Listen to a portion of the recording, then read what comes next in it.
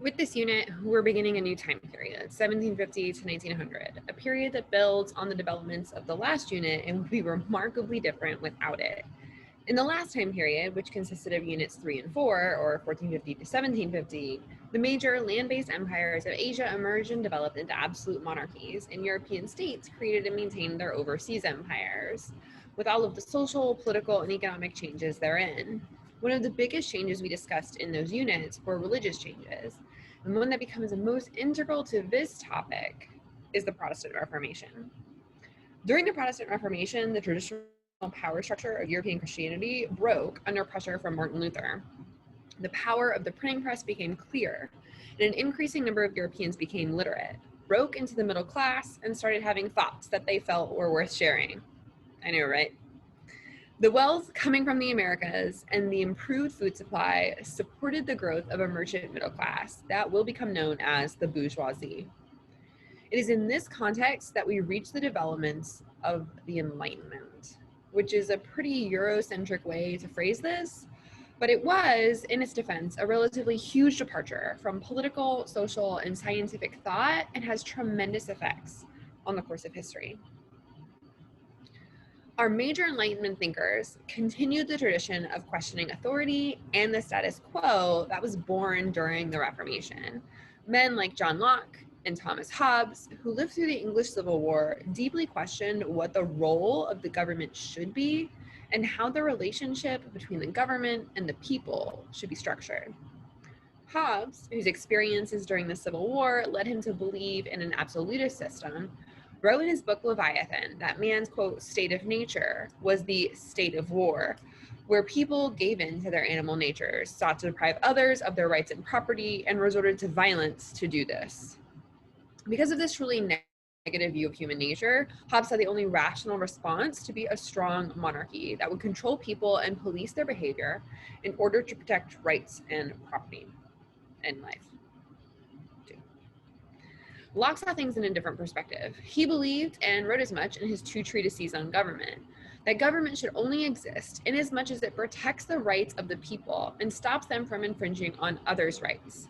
He also believed that the government is born from the will of the people and only exists as long as it serves their needs, not the other way around. Locke had a much deeper belief in what an individual's rights should be. He famously said that everyone has a, quote, natural right, as in their inherent and God-given right to life, liberty, and property. Obviously, Locke's definition of liberty and property are very different from ours.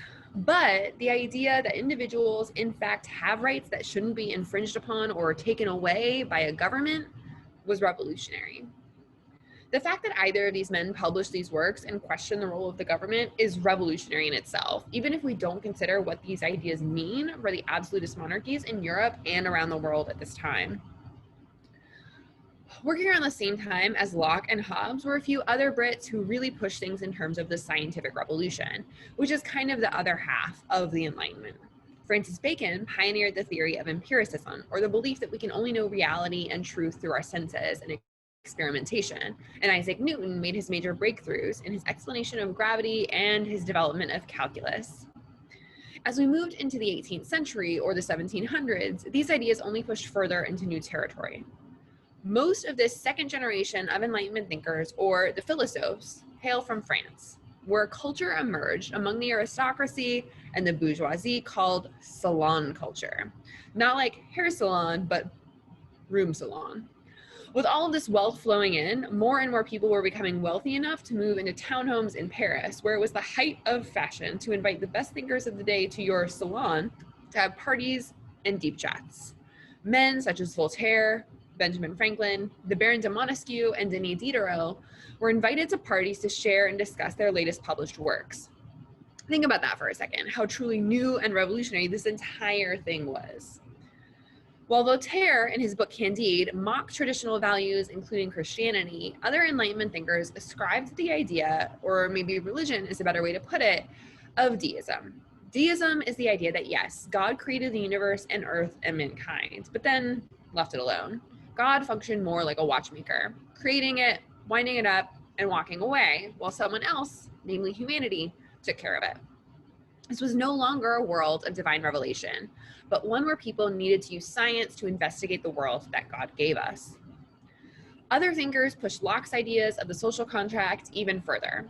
The Baron de Montesquieu, for example, wrote in a book called The Spirit of Laws, in which he laid out a system of government that consisted of three branches: executive, judicial, and legislative, that checked each other's power and balanced each other's roles. I wonder where I've heard that before. Which brings us to the main point of this discussion: why the Enlightenment is a big deal outside of a European history perspective. The Enlightenment thoughts of a social contract between the government and the governed, checks on monarchical power, the natural right of all humans to life, liberty, and property, made the idea of a multi-ethnic empire and/or an absolute monarchy seem pretty silly. It is from these ideas that the American colonies, the French bourgeoisie, Haitian slaves, and Latin American Creoles will begin to question the system and the status quo of their lives. Furthermore, when people start to question empire, it gives rise to the idea called nationalism, the belief that a group of people with a shared ethnic identity, shared language, and shared cultural history belong to one nation. And this idea continues to be amazingly powerful. But in 1750 to 1900, it means that Latin Americans, North American colonists, Balkan members of the Ottoman Empire, and Hungarian members of the Austro-Hungarian Empire, just to name a few, start to wonder why they're ruled by someone who doesn't actually belong to their group. The entire idea of empire starts to really fall apart. Enlightenment thought also gives rise to movements for increased rights for women and the abolition of slavery. It's difficult for these thinkers to say that all humans have the natural and universal right to life, liberty, and property when women can't own property and slaves are considered property. Women, like Mary Wollstonecraft in England, begin their own Enlightenment circles. Wollstonecraft will write The Vindication of the Rights of Women, in which she argues that women, if they're educated, have just the same amount of mental abilities as men do. French woman Olympe de Gouges will pen the Declaration of the Rights of Woman and the Female Citizen, which adds women to the French Declaration of the Rights of Man and Citizen. American women, led by Susan B. Anthony and Elizabeth Cady Stanton, will host a convention called the Seneca Falls Convention, calling for the expansion of women's rights and suffrage, the right to vote, penning a tract that takes lines from the Declaration of Independence and adds women to them. The traditional social system of the Western world, in which men reigned supreme and women had few rights, would start to crumble as women applied men's own reasoning to their predicament. This also happened with slavery. If Enlightenment thinkers argued that all humans have natural rights, it became increasingly difficult to justify the institution of slavery.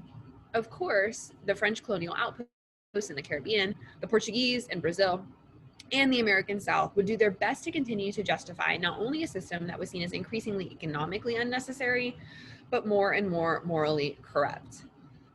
Both Black and white abolitionists continuously cited Enlightenment thought to question the peculiar institution and call for its end. You'll note, however, that it seemed to take a pretty long time for the idea that all men are created equal to effectively end slavery.